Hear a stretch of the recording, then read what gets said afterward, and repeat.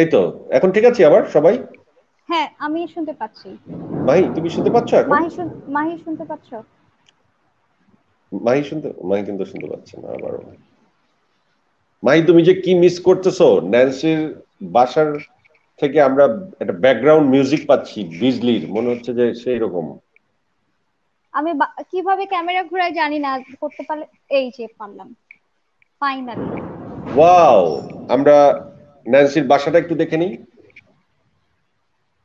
বাহ, অসাধারণ, অসাধারণ সুন্দর তো। Thank you. এগুলো আপনি পছন্দ করে কিনেছেন সব?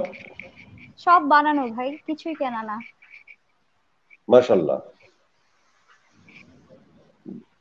ময়মনসিংহে কোথায় বাসাটা? আহ এই এলাকাকে বলে শহরে? তালতলা। হ্যাঁ, শহরে।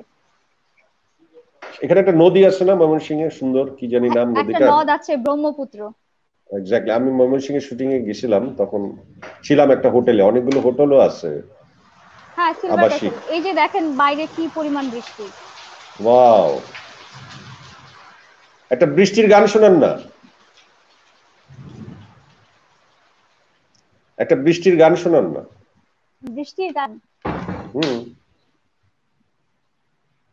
মেঘলা আকাশ, মেঘলা দিনে, মেঘে ঢাকা জোছনা, একলা বাতাস, একলা বনে, তুমি ছাড়া যাব না।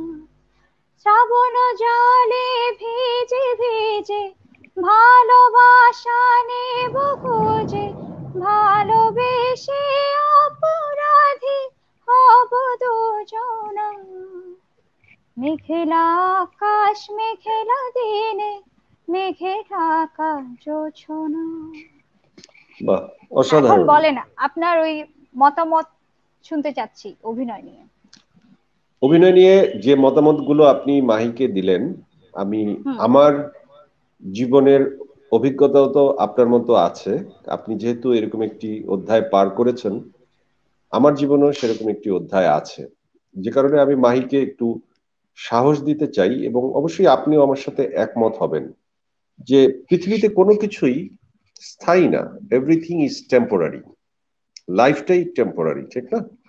আমরা ক্যারিয়ার, বয়স, সৌন্দর্য, প্রতিভা, যা কিছুই বলি না কেন, সময়ের সাথে সাথে কিন্তু পরিবর্তন হয়।